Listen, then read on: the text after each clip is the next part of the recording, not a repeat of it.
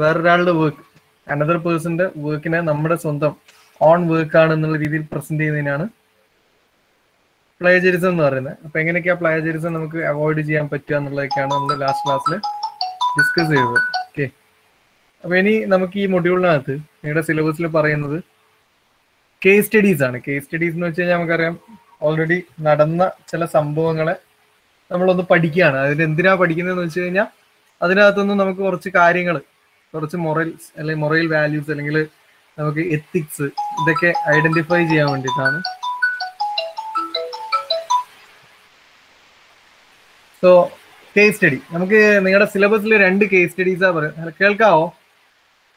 Hello hello okay. നമ്മുടെ സിലബസിൽ ഇപ്പൊ നമ്മൾ 3rd മൊഡ്യൂൾ എന്ന് പറയുന്നത് എഞ്ചിനീയറിംഗ് ആസ് എക്സ്പെരിമെന്റേഷൻ ആണ് നമ്മുടെ മൊഡ്യൂളിന്റെ ഹെഡിങ് തന്നെ. അപ്പോൾ engineering as A social experimentation. So engineering activities, നമ്മൾ ചെയ്യുന്ന എഞ്ചിനീയറിംഗ് ആക്ടിവിറ്റീസ് അതിന്റെ ഡയറക്റ്റ് എഫക്റ്റേഴ്സ് സൊസൈറ്റിയാണ്. സോ നമ്മൾ അതൊരു സോഷ്യൽ എക്സ്പെരിമെന്റ് ആയിട്ടാണ് അതിനെ ഡീൽ ചെയ്യുന്നത്. അപ്പൊ അതിനകത്ത് നമ്മൾ ശ്രദ്ധിക്കേണ്ടുന്ന കുറെ കാര്യങ്ങൾ പറഞ്ഞു. നമ്മുടെ ഭാഗത്തു നിന്ന് ഡിസിഷൻ മേക്കിങ്ങിലൊക്കെ പ്രശ്നം വന്നു കഴിഞ്ഞാൽ അതിൽ വലിയൊരു വിഭാഗം ജനവിഭാഗത്തെയാണ് അത് ബാധിക്കുക എന്നുള്ളതൊക്കെ പറഞ്ഞു. അപ്പൊ അങ്ങനെയുള്ള ഒരു 2 കേസ് സ്റ്റഡീസ് ആണ് നമുക്ക് പഠിക്കാനുള്ളത്. ഒരു എഞ്ചിനീയറിംഗ് ആസ് സോഷ്യൽ എക്സ്പെരിമെന്റേഷൻ എന്നുള്ളതിൽ മുമ്പ് എത്തിക്കൽ ഇഷ്യൂ കാരണം അല്ലെങ്കിൽ ഒരു മോറൽ ഇഷ്യൂ ഉണ്ടായതിന്റെ പേരിൽ വലിയ രീതിയിൽ നമ്മുടെ സൊസൈറ്റിയെ എഫക്ട് ചെയ്ത 2 കേസ് സ്റ്റഡീസ് ആണ് നിങ്ങളുടെ സിലബസിൽ പറയുന്നത്. അതിന്റെ കൂട്ടത്തിൽ ഒരു കേസ് സ്റ്റഡി നിങ്ങൾക്ക് വേണ്ടിയിട്ട് നിങ്ങൾക്ക് ഒരു ആക്ടിവിറ്റി ആയിട്ട് തരുന്നുണ്ട്. അപ്പം 3 എണ്ണം നമുക്ക് പഠിക്കാനുണ്ട്. സോ കേസ് സ്റ്റഡിയിൽ ഒന്നാമതായിട്ട് പറയുന്നത് ചാലഞ്ചർ ഡിസാസ്റ്റർ ആണ്. ചാലഞ്ചർ ഡിസാസ്റ്റർ കേട്ടിട്ടുണ്ടോ ഇതിനു മുമ്പ്? അങ്ങനെ ഒരു ടേം അല്ലെങ്കിൽ അങ്ങനെ ഒരു സംഭവം മുമ്പ് നടന്ന ഒരു ദുരന്തമാണ് ചാലഞ്ചർ അപകടം.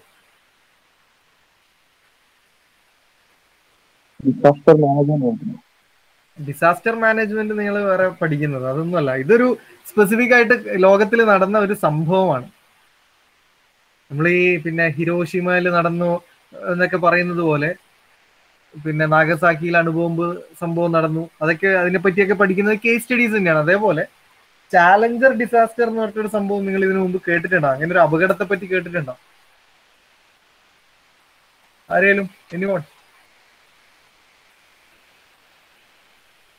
അവിടെ ഒരു മിനിറ്റ്, ഒന്ന് റേഞ്ചിന്റെ എന്തോ. കേൾക്കാവോ?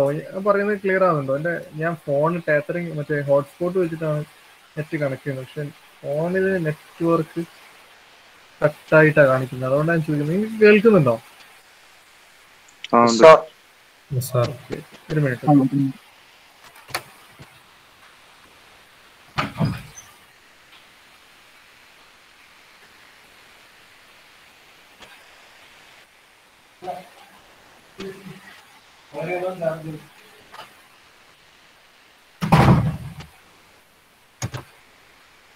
ഹലോ, ഓക്കെ അല്ലേ?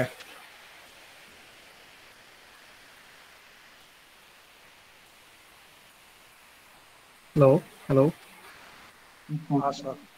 ഓക്കെ. ചാലഞ്ചർ ഡിസാസ്റ്റർ ഇതിനു മുമ്പ് കേട്ടിട്ടുണ്ടോ? അല്ലെ അങ്ങനെ ഒരു സംഭവത്തെ പറ്റി അറിയോ?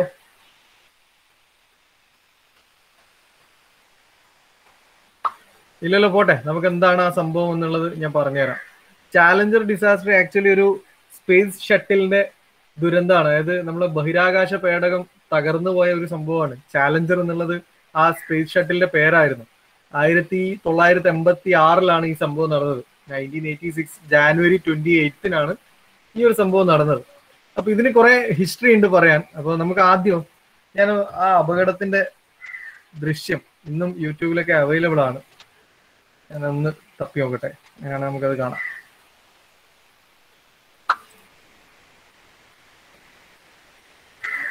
അതായത് 7 ആൾക്കാരെയും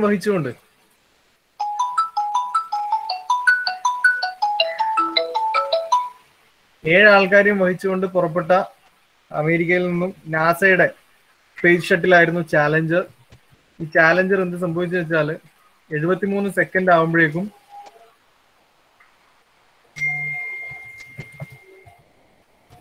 വലിയൊരു പൊട്ടിത്തെറിയിൽ അതങ്ങ് അവസാനിക്കുകയാണ് ചെയ്തത്. Challenger disaster.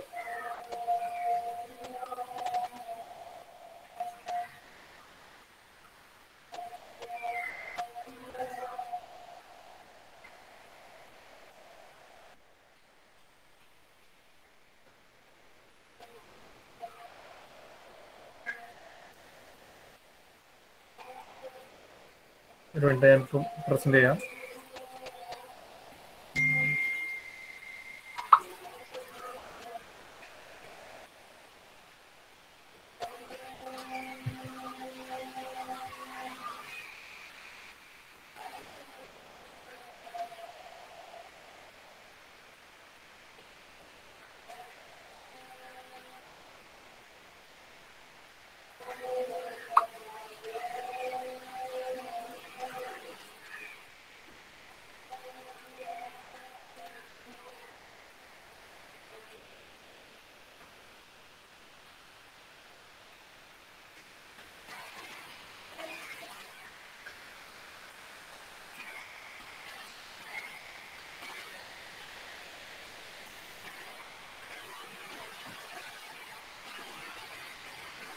The world watched on live television. The ensuing fireball plummeted out of the sky and disappeared into the ocean below. The loss of the Challenger and its crew, Francis Dick Scobie, Mike Smith, Judy Resnick, Ellison Onizuka, Ron McNair, Greg Jarvis, and Krista McAuliffe, stunned the nation and became a defining moment for a generation of Americans. Today, we're going to take a look at some shocking facts about the Challenger shuttle disaster. But before we get started, be sure to subscribe to the Weird History channel. After that, please leave a comment and let us know what other space exploration-related topics you would like to hear about. Now let's go back to January of 1986. Originally built in 1975 as a test vehicle for the Space Shuttle program, the Challenger wouldn't be transformed into an actual spacecraft until 1979. It was first launched in 1983 for the mission that would entail the program's first spacewalk. That wasn't the last first the Challenger would participate in. It was also the shuttle that carried the first female American astronaut, Sally Ride, as well as the first African-American astronaut, Guillaume Bluford. The flight of the Challenger was supposed to be historic because of one of its crew members, 37-year-old Krista McAuliffe, though she was normally just a social studies teacher from Concord High School in New Hampshire.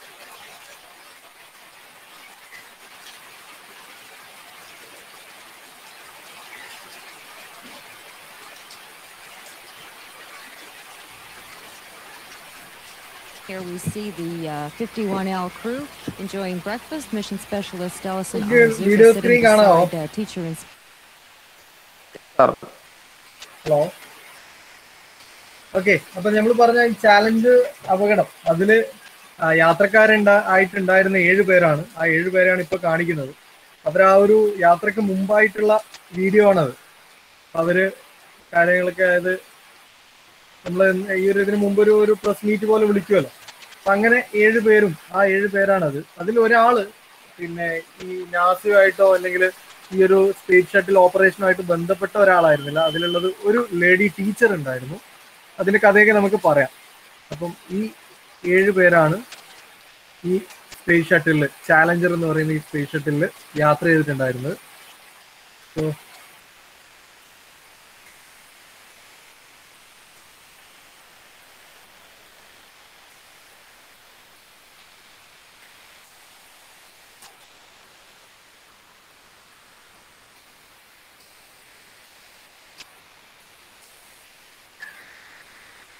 അവരത് അതിനുവേണ്ടി പുറപ്പെടുന്ന ഒരു രംഗമാണ് അത്.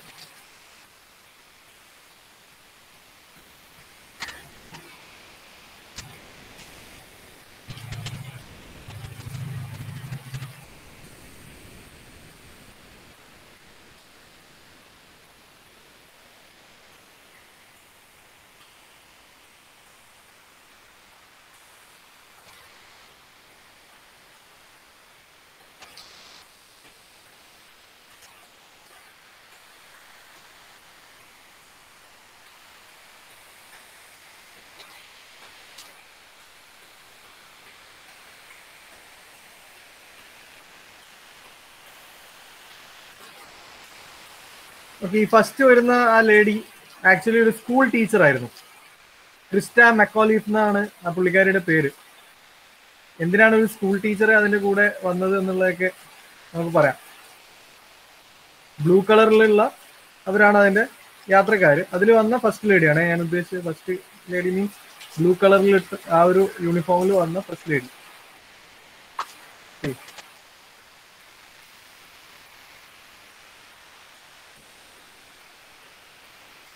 അതിന്റെ propulsion സെന്ററിലേക്ക് കൊണ്ടുപോകുന്നതാണ് ഇപ്പോൾ വീഡിയോയിൽ കാണുന്നത്.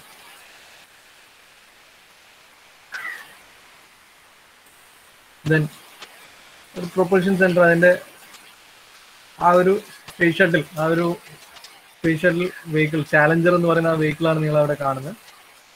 ആ ഒരു സ്പേസ് ഷട്ടിലിന്റെ ഇമേജ് എന്ന് ഓർമ്മ വേണം. ഇവിടെ കൗണ്ട് ഡൗൺ സ്റ്റാർട്ട് ചെയ്യാണ്. അപ്പോൾ ജസ്റ്റ് പ്രൊപ്പൽഷൻ സ്റ്റാർട്ട് ചെയ്തു. ഓക്കെ, മൂവ് ചെയ്തു. അങ്ങനെ സ്റ്റാർട്ട് ചെയ്ത് ഒരു 73 സെക്കൻഡ്സ് ആകുമ്പോഴേക്കും ഈ സ്പേസ് ഷട്ടിൽ എന്തായി, വലിയൊരു പൊട്ടിത്തെറിയിലേക്ക് അങ്ങ് അവസാനിച്ചു. അതിന്റെ ലൈവ് ആയിട്ട് അന്ന് പകർത്തിയ വീഡിയോ ആണത്. അപ്പൊ നമ്മൾ എങ്ങനെ ഇത് പഠിക്കുന്നതെന്ന് വെച്ചാൽ, ഈ ഒരു അപകടം നടക്കുന്നതിൽ കുറെ എഞ്ചിനീയറിംഗ് എത്തിക്സുകൾ, കുറെ എത്തിക്കൽ വാല്യൂസ് വയലേറ്റ് ചെയ്യപ്പെട്ടിരുന്നു. ചില തീരുമാനങ്ങൾ എടുക്കുന്നതിലൊക്കെ വന്ന പ്രശ്നങ്ങൾ, അവിടെ എത്തിക്കൽ ബിഹേവിയർ ഇല്ലാതെ നാസയുടെ ഭാഗത്തു നിന്ന് വന്ന ചില തീരുമാനങ്ങളാണ് ഈ 7 പേരുടെ മരണത്തിനിടയാക്കിയത്. ഇനി നിങ്ങൾ ശ്രദ്ധിച്ചു, അത് പൊട്ടിത്തെറിക്കുന്നതായിട്ട് ഇപ്പൊ കുറച്ച് കഴിയുമ്പോൾ 73 സെക്കൻഡ് ആകുമ്പോഴേക്കും പൊട്ടിത്തെറിക്കുന്നുണ്ട്.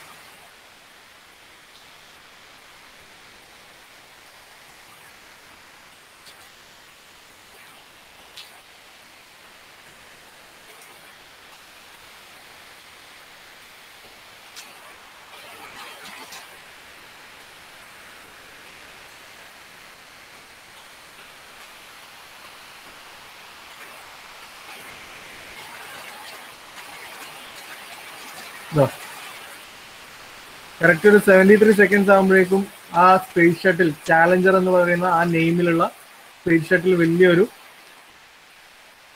എക്സ്പ്ലോഷനിലേക്ക് ലീഡ് ചെയ്തു. അങ്ങനെ ഈ 7 യാത്രക്കാരും ഓൺ ദി സ്പോട്ട് അവിടെ നിന്നുണ്ടായി ഡെഡായി. ഇതിന്റെ അവശിഷ്ടങ്ങളൊക്കെ അടുത്തുള്ള ഒരു വലിയ കടലിലാണ് പോയി പതിച്ചതൊക്കെ. അപ്പോൾ ഏതാണ്ട് ഒരു 48,000 അടി മുകളിൽ, അത്രയും ഹൈറ്റിൽ എത്തിയപ്പോഴാണ് ഈ സംഭവങ്ങളൊക്കെ സംഭവിക്കുന്നത്. അപ്പൊ എന്താണ് ഇതിന്റെ കാരണം, എന്താണ് ഇതിന്റെ പ്രശ്നം, എന്തുകൊണ്ടാണ് ഇങ്ങനെ ഒരു പൊട്ടിത്തെറിയിലേക്ക് ഇത് അവസാനിച്ചത് എന്നുള്ളതിനെ പറ്റി ഈ അപകടത്തിന് ശേഷം നാസയും അതുപോലെ തന്നെ അമേരിക്ക നിയോഗിച്ച ഒരു പ്രത്യേക ഏജൻസികളൊക്കെ അന്വേഷിക്കുകയുണ്ടായി. അങ്ങനെ അന്വേഷിച്ചപ്പോൾ അവർ കണ്ടെത്തിയ കുറേ കാര്യങ്ങൾ നമ്മൾ ഈ മൊഡ്യൂളിൽ ഡിസ്കസ് ചെയ്ത പല കാര്യങ്ങളും തന്നെയാണ്. എഞ്ചിനീയറിംഗ് എത്തിക്സ് എന്ന് പറയുന്ന ആ ഒരു ഹ്യൂമൻ വാല്യൂ, അല്ലെങ്കിൽ അവിടെ ശ്രദ്ധിക്കേണ്ടുന്ന, നമ്മുടെ ഡിസിഷൻ മേക്കിങ്ങിൽ ശ്രദ്ധിക്കേണ്ടുന്ന പല കാര്യങ്ങളും നാസ എന്ത് ചെയ്തിട്ടില്ല, കൃത്യമായിട്ട് പാലിച്ചിട്ടുണ്ടായിരുന്നില്ല. അവര് ആ ഒരു രീതിയിൽ മൂവ് ചെയ്തതിന്റെ ഭാഗമായിട്ടാണ് 7 ആൾക്കാർ മരണപ്പെടുന്നതിന് വരെയുള്ള ചാൻസ് ഇവിടെ ഉണ്ടായിട്ടുള്ളത്. സോ ഇതിലിപ്പം എന്താണ് ചാലഞ്ചർ ഡിസാസ്റ്റർ അല്ലെങ്കിൽ ചാലഞ്ചർ എക്സ്പ്ലോഷൻ എന്നുള്ളത് മനസ്സിലായല്ലോ.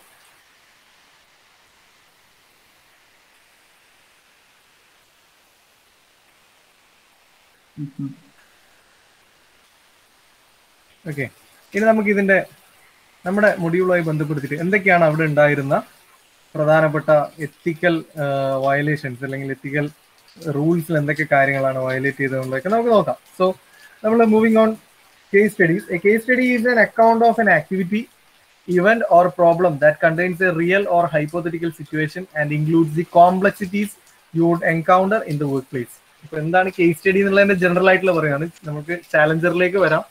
കേസ് സ്റ്റഡി എന്ന് പറഞ്ഞാൽ ഓൾറെഡി ഹാപ്പൻഡ് ആയിട്ടുള്ള, ഓൾറെഡി നടന്നിട്ടുള്ള ആക്ടിവിറ്റീസ് അല്ലെങ്കിൽ ഇവന്റ്സ് അല്ലെങ്കിൽ കുറച്ച് ഹൈപ്പോത്തസിസ്, അതൊരു പ്രോബ്ലം അല്ലെങ്കിൽ ഒരു കോംപ്ലക്സിറ്റി മെയ്ഡ് ചെയ്തിട്ടുള്ള അല്ലെങ്കിൽ കോംപ്ലക്സിറ്റി ഉണ്ടാക്കിയിട്ടുള്ള കുറച്ച് പ്രശ്നങ്ങൾ അല്ലെങ്കിൽ കുറച്ച് ഈവന്റുകളെ, ആക്ടിവിറ്റികളെ പറ്റിയൊക്കെ പഠിക്കുന്നതിനാണ് നമ്മൾ കേസ് സ്റ്റഡീസ് എന്ന് പറയുന്നത്. So the objective of case study is to expose students to the intricacies and learn from the disaster and analyze what went wrong. എന്തിനാണ് നമ്മളിത് പഠിക്കുന്നതെന്ന് വെച്ച് കഴിഞ്ഞാൽ, എന്താണ് അവിടെ സംഭവിച്ചത്, ആ സംഭവത്തിന്റെ പിന്നിലുള്ള കാരണങ്ങൾ എന്താണ്, ആ കാരണങ്ങൾ എന്തുകൊണ്ടാണ് ഉണ്ടായത്, ആ കാരണങ്ങൾ എങ്ങനെയൊക്കെ ഒഴിവാക്കാം. അപ്പോൾ നിങ്ങൾക്കും ഫ്യൂച്ചറിൽ നിങ്ങൾ ജോലി ചെയ്യുമ്പോൾ പല രീതിയിലുള്ള ഇങ്ങനെയുള്ള ബുദ്ധിമുട്ടുകൾ നിങ്ങൾ ഫേസ് ചെയ്യുമ്പോൾ നിങ്ങൾ അവിടെ എടുക്കുന്ന തീരുമാനങ്ങൾ കാരണം പല എക്സ്പ്ലോഷൻസും പല ഡിസാസ്റ്റേഴ്സും വന്നേക്കാം. സോ നമുക്ക് ഫേസ് ചെയ്യേണ്ടി വരുന്ന നമ്മളെ അനുഭവത്തിലുള്ള കുറെ കാര്യങ്ങളിൽ നിന്ന് നമ്മൾ പഠിക്കുകയാണ്. അതിനാണ് ഈ കേസ് സ്റ്റഡി നമ്മൾ പഠിക്കുന്നത് തന്നെ. നമുക്ക് സിലബസിൽ പറഞ്ഞത് 2 എണ്ണം, ഒന്ന് ചാലഞ്ചർ എക്സ്പ്ലോഷനും മറ്റൊരു കേസ് സ്റ്റഡി പറഞ്ഞത് ഭോപ്പാൽ ഗ്യാസ് ട്രാജഡി എന്ന് പറഞ്ഞിട്ടൊരു സംഭവം കേട്ടിട്ടുണ്ടോ? ഇന്ത്യയിലാണ് ആ ഗ്യാസ് ട്രാജഡി. അതിന്റെയും പിന്നിൽ ശരിക്കും സംഭവിച്ചത് കുറച്ച് ഈ എത്തിക്കൽ റൂൾസിൽ വന്ന വയലേഷൻസ് ആണ്. പിന്നെ നമുക്ക് ചിലപ്പോൾ എക്സാമിനൊക്കെ ചോദിക്കാൻ സാധ്യതയുള്ള നിങ്ങളുടെ യൂണിവേഴ്സിറ്റി സിലബസിനകത്ത് തന്നെ മോഡൽ ക്വസ്റ്റ്യൻ പേപ്പറിനകത്ത് വന്നൊരു ക്വസ്റ്റ്യൻ ആണ്. നിങ്ങൾ ചിലപ്പോൾ വെബ് സീരീസ് ആയിട്ടൊക്കെ കണ്ടിട്ടുണ്ടാവും, ചെർണോബിൽ കേട്ടിട്ടുണ്ടോ?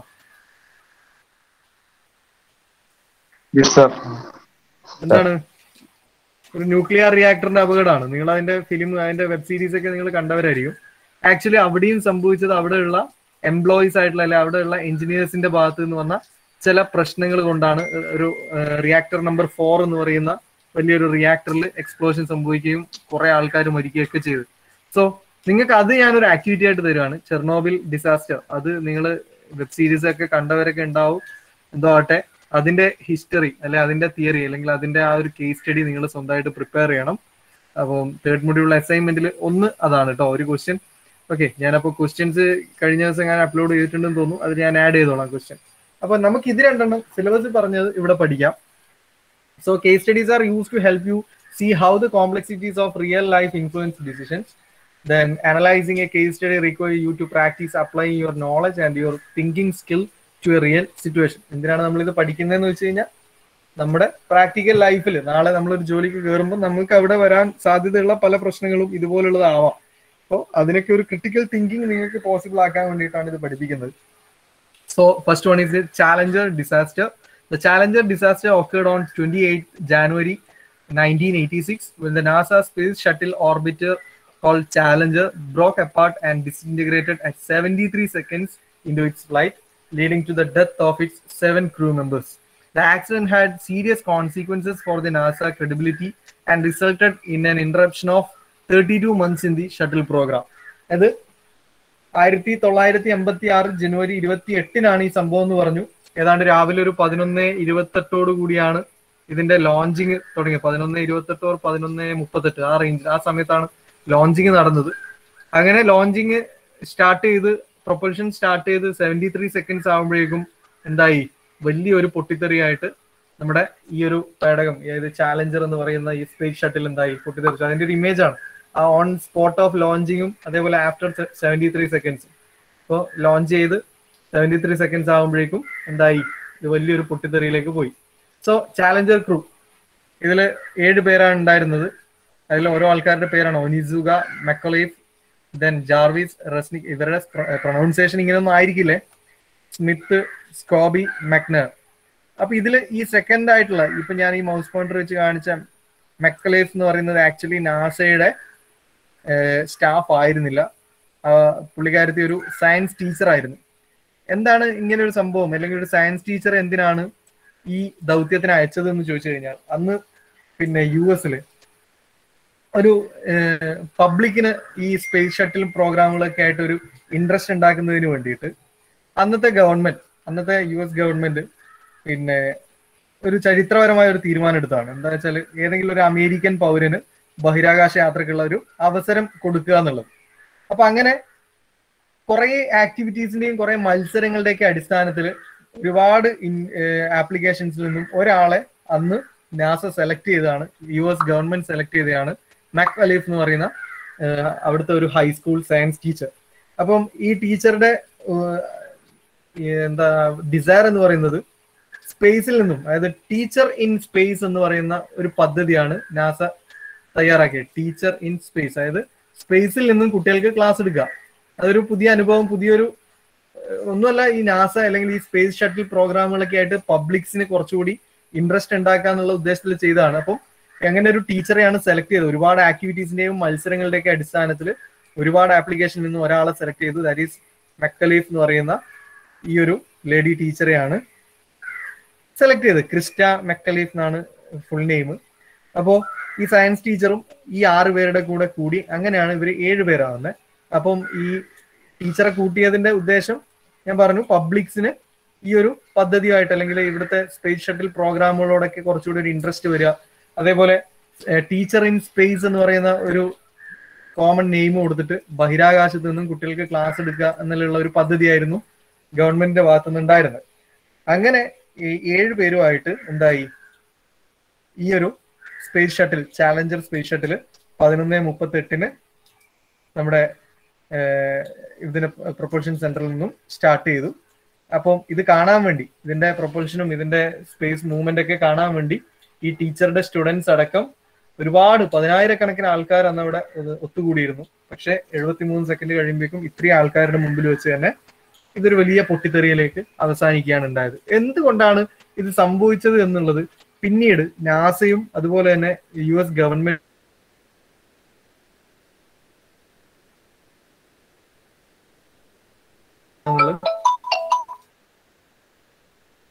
ആണ് നമ്മുടെ ആ സ്പേസ് ഷട്ടിൽ പ്രോഗ്രാമിന് വേണ്ടിയിട്ട് ഉപയോഗിച്ച ചാലഞ്ചർ എന്ന് പറയുന്ന ആ ഒരു സ്പേസ് അല്ലെങ്കിൽ ആ ഒരു space shuttle element.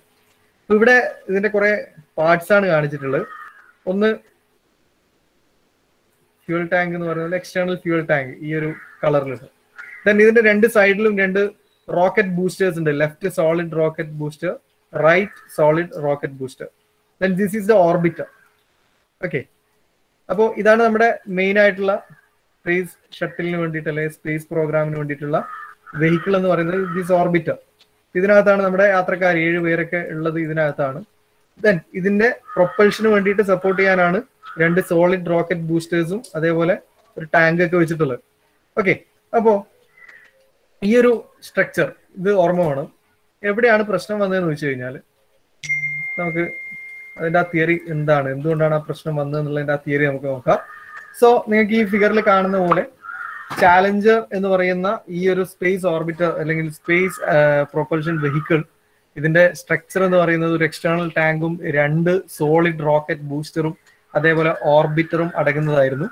So the segment of each booster was joined in to 3 major section. ഇത് ബൂസ്റ്റർ എന്ന് പറഞ്ഞാൽ റൈറ്റ് ബൂസ്റ്ററും ഉണ്ട്, ലെഫ്റ്റ് ബൂസ്റ്ററും ഉണ്ട്.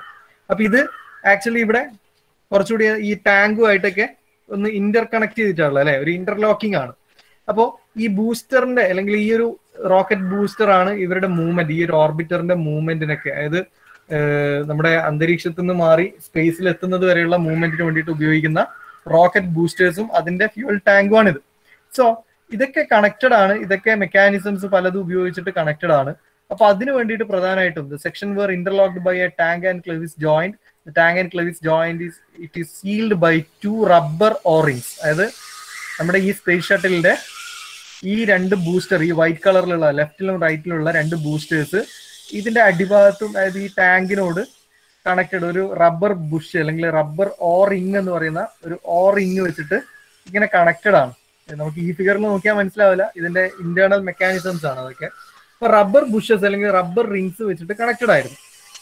Then through the heat generated by the burning propellant from the boosters, these rubber seal expand to fill the joints of the 3 section and prevent the hot exhaust from the escaping. അത് നമ്മൾ ഇതിന്റെ video കണ്ടപ്പോൾ നിങ്ങൾ ശ്രദ്ധിച്ചിട്ടുണ്ടാവും, പ്രൊപ്പൽഷന്റെ സമയത്ത് നല്ലൊരു burning നടക്കുന്നുണ്ട് അല്ലെ. Burning നടന്നിട്ട് കുറെ പുകയും പുറത്തേക്ക് വരുന്നത്. ആ ബേണിങ് നടക്കുന്നത് ആക്ച്വലി ഈ റോക്കറ്റ് ബൂസ്റ്ററിന്റെ അടിഭാഗത്തു നിന്നാണ് അല്ലെ. അടിഭാഗത്ത് നിന്ന് ഇത് മേലോട്ട് പോകുമ്പോൾ നിങ്ങൾ ശ്രദ്ധിച്ചിട്ടുണ്ടാവും എന്താ സംഭവിക്കുന്നത്. നമുക്ക് ഈ ഫിഗറിൽ ഇവിടെ കാണാം, നല്ല രീതിയിൽ ബേണിങ് നടക്കുന്നുണ്ട്. അപ്പൊ ഈ റോക്കറ്റ് ബൂസ്റ്റർ ഇതാ ഇവിടെ നിങ്ങൾക്ക് ഒരു റോക്കറ്റ് ബൂസ്റ്റർ കാണാം. ഇത് ഒരു റോക്കറ്റ് ബൂസ്റ്റർ, ഇതേപോലെ നേരെ അപ്പുറത്തെ സൈഡും റോക്കറ്റ് ബൂസ്റ്റർ ഉണ്ട്. ഇതാണ് നമ്മുടെ ഓർബിറ്റർ, ഇതിലാണ് നമ്മുടെ പാസഞ്ചേഴ്സ് ഒക്കെ ഉള്ളത്. അപ്പൊ ഈ ഈ റോക്കറ്റ് ബൂസ്റ്റേഴ്സിന്റെ അകത്താണ് ബേണിങ് നടക്കുന്നത്. അപ്പൊ ബേണിങ് നടക്കുന്ന സമയത്ത് നല്ല ഹീറ്റ് ഉണ്ടാവും. ആ ഹീറ്റ് കാരണം നമ്മൾ ഇതുമായിട്ട് കണക്ട് ചെയ്തേക്കുന്ന റബ്ബർ ബുഷ് ഒക്കെ എക്സ്പാൻഡ് ചെയ്യാൻ തുടങ്ങി. അങ്ങനെ എക്സ്പാൻഡ് ചെയ്ത് എന്തായെന്ന് വെച്ചാൽ ഇതിന്റെ എക്സോസ്റ്റിനെ ബ്ലോക്ക് ചെയ്യുന്ന രീതിയിലേക്ക് ഈ റബ്ബർ സീൽ എക്സ്പാൻഡ് ചെയ്തു. അതാണ് ഇവിടെ പറയുന്നത്, ആ റീസണാ പറയുന്നത്. So through the heat generated by the burning propellant from the booster, the rubber seal expand to fill the joint of 3 sections and prevent the hot exhaust from escaping.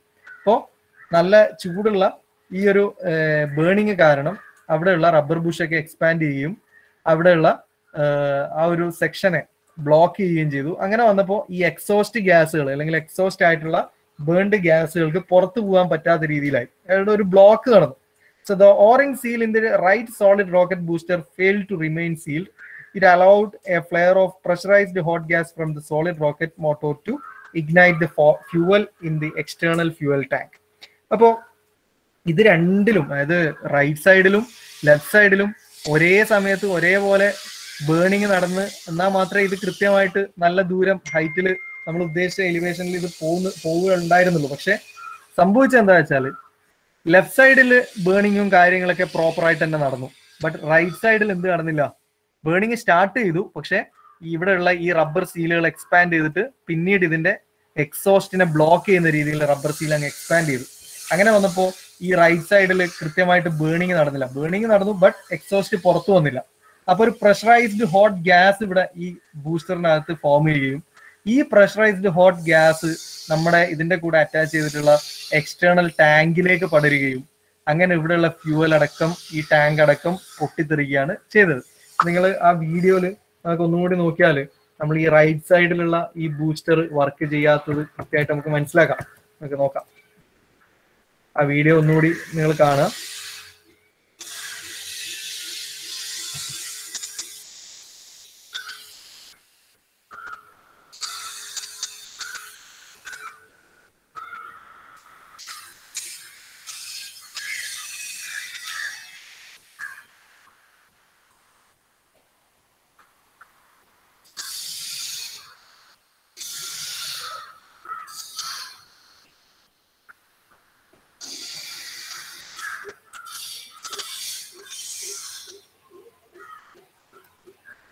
Okay, ഇപ്പോ നമ്മളിവിടെ നിങ്ങൾക്ക് കാണാലോ അല്ലെ, സ്ക്രീൻ കാണാലോ. Okay, അപ്പം launch തുടങ്ങി. ഇപ്പൊ നോക്കിയേ, രണ്ട് ബൂസ്റ്ററിലും ബേണിംഗ് ഉണ്ട്, അതായത് റൈറ്റിലും ലെഫ്റ്റിലൊക്കെ ബേണിംഗ് ഉണ്ട്. അതുകൊണ്ട് താഴോട്ടേക്ക് ഫുൾ ബേണിംഗ് പോകുന്നുണ്ട്, അല്ലെങ്കിൽ എക്സോസ്റ്റ് പോകുന്നുണ്ട്. അപ്പൊ അപ്പോഴത്തേക്കും ഈ റൈറ്റ് സൈഡിലുള്ള റബ്ബർ സീൽ എക്സ്പാൻഡ് ചെയ്യാൻ തുടങ്ങി, ഇത്രയും ചൂടുകൊണ്ട്. അങ്ങനെ ആ എക്സോസ്റ്റിനെ ബ്ലോക്ക് ചെയ്തു.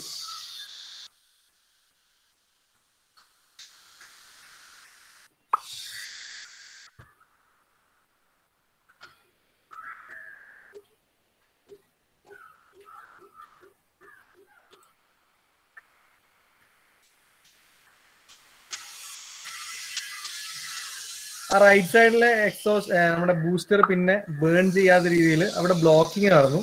ആ ബ്ലോക്കിങ് കാരണം ആ ഒരു ബൂസ്റ്ററിന്റെ അകത്ത് എന്തായി, പ്രഷറൈസ്ഡ് ഹോട്ട് ഗ്യാസ് ഫോം ചെയ്തു. ആ ഹോട്ട് ഗ്യാസ് കാരണം നമ്മുടെ ഇതിന്റെ കൂട്ടത്തിൽ ഉണ്ടായിരുന്ന ആ ഒരു എക്സ്റ്റേണൽ ടാങ്ക്, ആ ടാങ്കിലേക്ക് സ്പാർക്ക് അല്ലെങ്കിൽ ആ ഒരു ഹൈ പ്രഷർ ടെമ്പറേച്ചറിലുള്ള ഗ്യാസ് ട്രാൻസ്ഫർ ചെയ്യുകയും അത് കാരണമാണ് അവിടെ ഒരു പൊട്ടിത്തെറി ഉണ്ടാവുകയും ചെയ്തത്. അപ്പോൾ എന്തോ ആട്ടെ, ഇതിന്റെ കാരണം അതായിരുന്നു. So the O-ring seal in the right solid rocket booster failed to remain sealed. It allowed a flare of pressurized hot gas from the solid rocket motor to ignite the fuel in the external fuel tank. So ഈ right സൈഡിലുള്ള ഈ ഒരു ബൂസ്റ്ററിനകത്ത് നിന്നും high pressure, അതായത് ആ rubber seal expand ചെയ്തു, block ആയി. അപ്പൊ ഹൈ പ്രഷർ ഗ്യാസ് അതിൽ ഫോം ചെയ്തു, കാരണം അവിടെ ബേണിങ് നടക്കുന്നതല്ലാതെ എക്സോസ്റ്റ് പുറത്ത് പോവാതായി. ആ ഒരു ഹൈ പ്രഷർ ടെമ്പറേച്ചറിലുള്ള ഗ്യാസ് നമ്മുടെ ഈ എക്സ്റ്റേണൽ ഫ്യൂവൽ ടാങ്കിലേക്ക് സ്പ്രെഡ് ചെയ്യുകയും ഈ ടാങ്ക് അടക്കം അവിടുന്ന് പൊട്ടിത്തെറിക്കുന്ന ഒരു അവസ്ഥയാണ് ഉണ്ടായത്. അങ്ങനെയാണ് ഈ ഓർബിറ്ററിനകത്തുള്ള 7 പാസഞ്ചേഴ്സ് ഉണ്ടാവുന്നത്, സ്പോട്ടിൽ ഡെഡ് ആവുന്നത്. So the ethical issues behind the disaster. നമ്മളിപ്പം ഇത് പഠിക്കുന്നത് എന്തിനാ നമ്മൾ പറഞ്ഞു, എന്തിനു വേണ്ടിയിട്ടാണ് ഈ കേസ് സ്റ്റഡി പഠിക്കുന്നത്. ഇവിടെ എന്തൊക്കെയോ എത്തിക്കൽ ഇഷ്യൂസ് ഉണ്ടായിട്ടുണ്ട്, എത്തിക്കൽ ലോസിലുള്ള വയലേഷൻസ് വന്നിട്ടുണ്ട്. അപ്പൊ അതെന്തൊക്കെയാണ് എന്നുള്ളതാണ് നമുക്ക് പഠിക്കാനുള്ളത്. നമ്മൾ അതാണ് പ്രധാനമായിട്ട് നോക്കേണ്ടത്. എന്തുകൊണ്ടാണ് ഈ അപകടം ഉണ്ടായത് എന്നുള്ളതിന്റെ കാരണം നമുക്ക് മനസ്സിലായി, പക്ഷെ ആ കാരണത്തിലേക്ക് നയിച്ച കുറെ എത്തിക്കൽ ഇഷ്യൂസ് ഉണ്ട്, അല്ലെങ്കിൽ എത്തിക്കൽ ലോ ഒബേ ചെയ്യാത്തതിന്റെ അടിസ്ഥാനത്തിലാണ് ഇതൊക്കെ സംഭവിച്ചത്. അതെന്തൊക്കെയാണ്? ഒന്ന്, ഡിലേ ഇൻ മിഷൻ. മിഷൻ നല്ലപോലെ ഡിലേ ആയിരുന്നു, അതായത് നമ്മൾ ആദ്യമേ ഷെഡ്യൂൾ ചെയ്ത ടൈമിലായിരുന്നില്ല. The mission was delayed several times before final flight at 11:38 AM on January 28 due to weather, due to launch processing problems, due to equipment failure, due to hardware interface module problems. അപ്പോൾ actually 11:38 ആയിരുന്നില്ല schedule ചെയ്ത ഇതിന്റെ propulsion time എന്ന് പറയുന്നത്, അതിനേക്കാൾ എത്രയോ മുമ്പായിരുന്നു. But അത്രയും ഡിലേ വന്നത് ഒന്ന് അവിടുത്തെ വെതർ കണ്ടീഷന്റെ പ്രശ്നം കൊണ്ടാണ്, മറ്റൊന്ന് പ്രോസസ്സിംഗ്, അതായത് ലോഞ്ചിങ് പ്രോസസ് പ്രോബ്ലംസ്, മറ്റൊന്ന് ഇക്വിപ്മെന്റ് ഫെയിലിയേഴ്സ് കാരണം, മറ്റൊന്ന് ഹാർഡ്വെയർ ഇന്റർഫേസ് മൊഡ്യൂൾ പ്രോബ്ലംസ്. ഇത്രയും പ്രോബ്ലംസ് ഉണ്ടായിട്ടും ഈ ലോഞ്ചിങ്ങിന് വേണ്ടിയിട്ട് നാസ തയ്യാറെടുത്തു. അപ്പോൾ അതുകൊണ്ട് തന്നെ കുറെ ഡിലേ വന്നു. ഇത്രയും ഡിലേ ആയിട്ടും നാസ എന്ത് ചെയ്തു, ഇന്ന് തന്നെ അത് പ്രൊപ്പൽഷൻ നടത്തണം എന്നുള്ള രീതിയിൽ തയ്യാറെടുത്തു. അതൊരു എത്തിക്കൽ ഇഷ്യൂ ആണ്. കാരണം നമുക്കിവിടെ കുറെ പ്രോബ്ലംസ് നമ്മുടെ മുമ്പിലുണ്ട്, അല്ലെ നാസയുടെ മുമ്പിൽ അന്ന് ഇത്രയും പ്രോബ്ലംസ് ഉണ്ട്, ഓൾറെഡി ഡിലേ വന്നു. ഇനി അത് ഇന്ന് തന്നെ ചെയ്യണമോ വേണ്ടയോ ഒന്ന് നാസക്ക് റീതിങ്ക് ചെയ്യാമായിരുന്നു. പക്ഷെ അവർ ഫോഴ്സ് ചെയ്തിട്ട് ഇന്ന് തന്നെ ആ മിഷൻ കംപ്ലീറ്റ് ചെയ്യണം എന്നുള്ള രീതിയിൽ തീരുമാനം എടുത്തു. That is an ethical issue, delay in mission. മറ്റൊന്ന്, NASA has disregarded the warnings about bad weather at the time of launch. ഈ ലോഞ്ചിങ് ടൈമിൽ അവിടുത്തെ അറ്റ്മോസ്ഫിയർ എന്ന് പറയുന്നത് 37 or 38 ഫാരൻഹീറ്റ് ആണ്. അതായത് ക്രിട്ടിക്കലി ഒരു 1 degree Celsius അത്രയും ഒരു ക്ലൈമറ്റ് മോശമായിരുന്നു. അപ്പൊ ആ സമയത്ത് ഉണ്ടായിരുന്ന പല വാർണിംഗ്സും, പല ആൾക്കാരും ഈ ബാഡ് വെതർ കണ്ടീഷനെ പറ്റി നാസയെ വാർണിംഗ് കൊടുത്തെങ്കിലും അവരതൊന്നും എന്ത് ചെയ്തില്ല, ചെവികൊണ്ടില്ല. So NASA has disregarded the warning about the bad weather at the time of launch because they wanted to complete the project, prove their supremacy, get the funding from government and get an upload from President of USA. അപ്പൊ നാസയ്ക്ക് അന്ന് ഉണ്ടായിരുന്ന ഒരൊറ്റ ലക്ഷ്യം മാത്രമേ ഉണ്ടായിരുന്നുള്ളൂ. ഒന്ന്, നമ്മളുടെ ഒരു സുപ്രീമസി, അതായത് നമ്മളുടെ ഈ ഒരു വർക്ക് കംപ്ലീറ്റ് ചെയ്ത് കഴിഞ്ഞാൽ നമുക്ക് കിട്ടുന്ന അംഗീകാരങ്ങൾ, അതേപോലെ ഗവൺമെന്റിന്റെ ഭാഗത്ത് കിട്ടുന്ന ഫണ്ടിങ്, അതേപോലെ തന്നെ അന്നത്തെ പ്രസിഡന്റിന്റെ ഭാഗത്ത് നിന്ന് കിട്ടുന്ന പ്രശംസ, ഇതൊക്കെ പിടിച്ചു പറ്റുക എന്നുള്ളത് മാത്രമായിരുന്നു നാസ അന്ന് മെയിനായിട്ട് എയിം ചെയ്തത്. അതുകൊണ്ട് തന്നെ ഈ ബാഡ് വെതർ കണ്ടീഷനെ പറ്റി പലരും വാർണിംഗ് കൊടുത്തിട്ടും അവരത് എന്ത് ചെയ്തില്ല, ചെവികൊണ്ടില്ല. അതും ഒരു എത്തിക്കൽ ഇഷ്യൂ ആണ്. ശരിക്കും ആ ബാഡ് വെതർ കണ്ടീഷൻ, നമുക്കറിയാം ബാഡ് വെതർ കണ്ടീഷനിൽ ഇങ്ങനെയുള്ള പ്രൊപ്പൽഷൻ കുറച്ച് ബുദ്ധിമുട്ടാണ് എന്ന് നാസക്ക് അറിയായിട്ടല്ല, പക്ഷെ അവർ അന്ന് അതിനേക്കാളും വില കൊടുത്തത് മറ്റു പല കാര്യങ്ങൾക്കായിരുന്നു. Then negligence towards known potential problems. അറിയുന്ന അല്ലെങ്കിൽ ടെക്നിക്കൽ പ്രോബ്ലംസ്, കുറച്ച് പ്രോബ്ലംസ് ഉണ്ട് എന്ന് അറിഞ്ഞിട്ടും അതിനെയൊക്കെ അവർ നെഗ്ലിജിബിൾ ആയിട്ട് അല്ലെങ്കിൽ അതിനെയൊക്കെ അവോയ്ഡ് ചെയ്ത് മുമ്പോട്ട് പോയി. The O-rings were critically one feature. O-ring seal failure on previous mission, very low temperature, these constraints had been imposed and regularly waived by the project manager. ഇതിനു മുമ്പും ഈ ഓറിംഗ് കൊണ്ട് പല പ്രോബ്ലംസും നാസക്ക് തന്നെ ഉണ്ടായിട്ടുണ്ടായിരുന്നു. ബട്ട് അന്നൊന്നും ഇത്രയും വലിയ ഡിസാസ്റ്ററിലേക്ക് പോയിരുന്നില്ല. ഓറിങ്സ് ഒരു ഫെയിലിയർ ആയിരുന്നു. ഇവരുടെ പല പ്രീവിയസ് മിഷൻസിലും പലപ്പോഴും ഫെയിലിയർ ആയിരുന്നു. അപ്പം അത് പ്രത്യേകിച്ച് ടെമ്പറേച്ചർ വളരെ ലോ ആകുമ്പോൾ, ഞാൻ നേരത്തെ പറഞ്ഞു അന്ന് വെതർ കണ്ടീഷൻ ഏതാണ്ട് 1 degree Celsius ആയിരുന്നു അന്നത്തെ അറ്റ്മോസ്ഫിയറിക് ടെമ്പറേച്ചർ എന്നൊക്കെ നമ്മൾ പറഞ്ഞു. അപ്പൊ അത്രയും ബാഡ് വെതർ കണ്ടീഷനിൽ ഓറിംഗ് എന്ന് പറയുന്ന സാധനം നല്ല ഒരു എലമെന്റ് അല്ല എന്നുള്ളത് അവിടുത്തെ പ്രൊജക്ട് മാനേജർക്ക് അടക്കം അറിയാമായിരുന്നു. ബട്ട് അതിനെയൊക്കെ ഒരു നെഗ്ലിജിബിൾ മൈൻഡിൽ അയാൾ അത് വിട്ടുകളഞ്ഞു.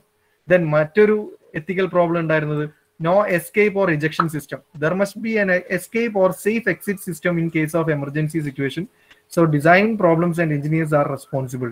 നമ്മുടെ ഈ ഒരു ഓർബിറ്റിൽ അല്ലെങ്കിൽ ഈ ഒരു ഓർബിറ്ററിൽ അല്ലെങ്കിൽ ചാലഞ്ചർ എന്ന് പറയുന്ന ഈ ഒരു സ്പേസ് ഷട്ടിൽ വെഹിക്കിളിന് ഒരു തരത്തിലുള്ള എസ്കേപ്പ് സിസ്റ്റംസോ ഇജക്ഷൻ സിസ്റ്റംസോ ഉണ്ടായിരുന്നില്ല.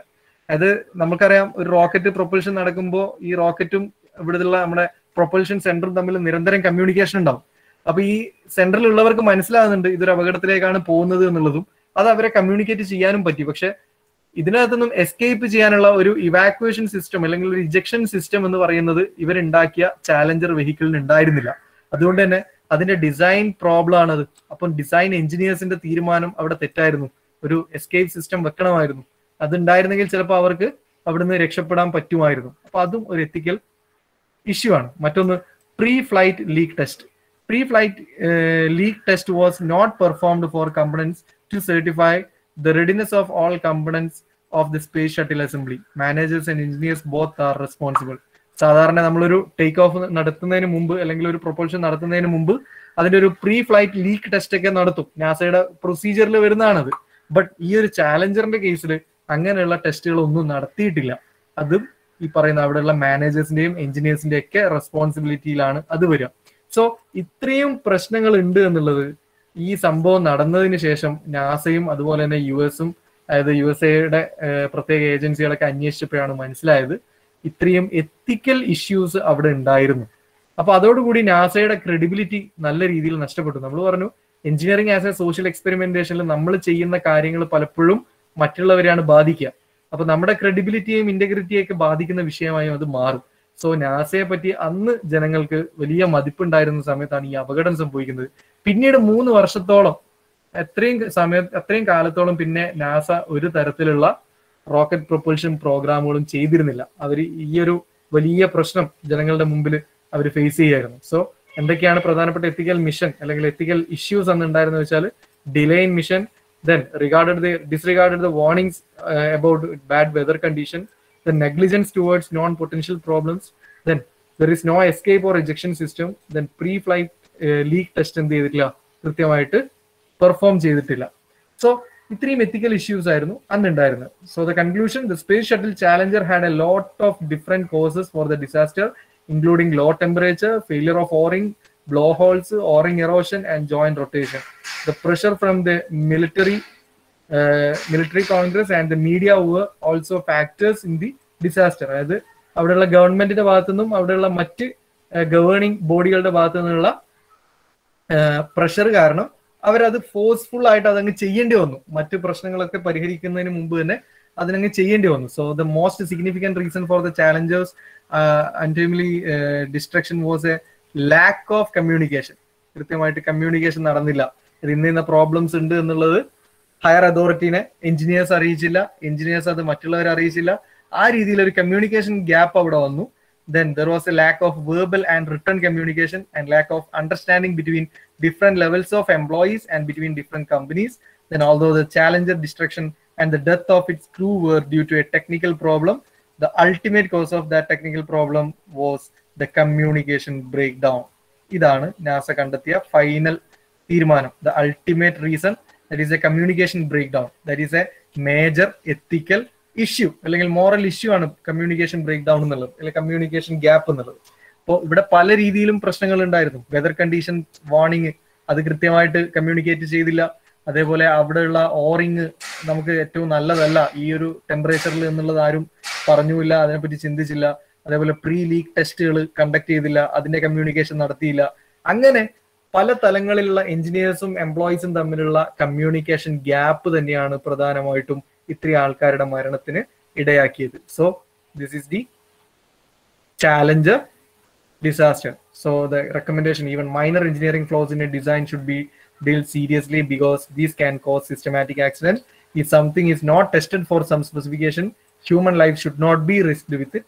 In case of an engineering design, test management should share 40% and engineering department should share 60% of authority for final test, so it can be more fruitful. എന്തൊക്കെയാണ് ഇതിൻ്റെ അകത്ത് നിന്ന് നമുക്ക് പഠിക്കാനുള്ളതെന്ന് വെച്ച് കഴിഞ്ഞാൽ, എന്ത് ചെറിയ മൈനർ എഞ്ചിനീയറിംഗ് ആക്ടിവിറ്റീസ് ആണെങ്കിലും അതിനെപ്പറ്റി നല്ലപോലെ സീരിയസ് ആയിട്ട് തന്നെ തിങ്ക് ചെയ്യണം. കാരണം അത് വലിയൊരു ആക്സിഡന്റിലേക്ക് ചിലപ്പോൾ നയിച്ചേക്കാം. അതേപോലെ ഹ്യൂമൻ ലൈഫ് വെച്ചിട്ട് ഒരിക്കലും ഒരു റിസ്കിന് നിൽക്കരുത്. വേറെ എന്തെങ്കിലും ടെസ്റ്റുകൾ ചെയ്യാനുണ്ടെങ്കിൽ അതൊക്കെ ചെയ്തതിന് ശേഷം മാത്രം ഹ്യൂമൻസിനെ അതിലേക്ക് പറഞ്ഞു വിടുക. അല്ലാതെ ഹ്യൂമൻസിനെ വെച്ചിട്ട് ഒരു ടെസ്റ്റിങ് അല്ലെങ്കിൽ ഒരു റിസ്ക് ടേക്കിങ് ഉണ്ടാവാൻ പാടില്ല. അതേപോലെ ഇതിന്റെ എഞ്ചിനീയറിംഗ് ഡിസൈനുകൾ അതൊക്കെ എഞ്ചിനീയറിംഗ് ലെവലിലും അതുപോലെ തന്നെ മാനേജ്മെന്റ് ലെവലിലും എന്ത് ചെയ്യണം, അതിനെ നല്ല രീതിയിൽ അനലൈസ് ചെയ്യണം. സോ ഇതൊന്നും ചെയ്യാത്തത് കൊണ്ടാണ് ചാലഞ്ചർ എക്സ്പ്ലോഷൻ അന്ന് 1900 എത്രയായിരുന്നു നമ്മൾ പറഞ്ഞ ഇയർ ഓർക്കുന്നില്ല, 1986 ജനുവരി 28 ഇങ്ങനെ ഒരു സംഭവം നടക്കാനുണ്ടായ പ്രധാനപ്പെട്ട റീസൺ. ഓക്കെ, ക്ലിയർ ആണോ? അപ്പൊ ഇനി ചാലഞ്ചർ എക്സ്പ്ലോഷൻ എന്താണെന്ന് ചോദിച്ചാൽ അറിയില്ല, അല്ലെ കേട്ടില്ല എന്ന് പറയില്ലല്ലോ. ഇങ്ങനെയൊക്കെ ലോകത്ത് നടന്നിട്ടുണ്ട് കേട്ടോ.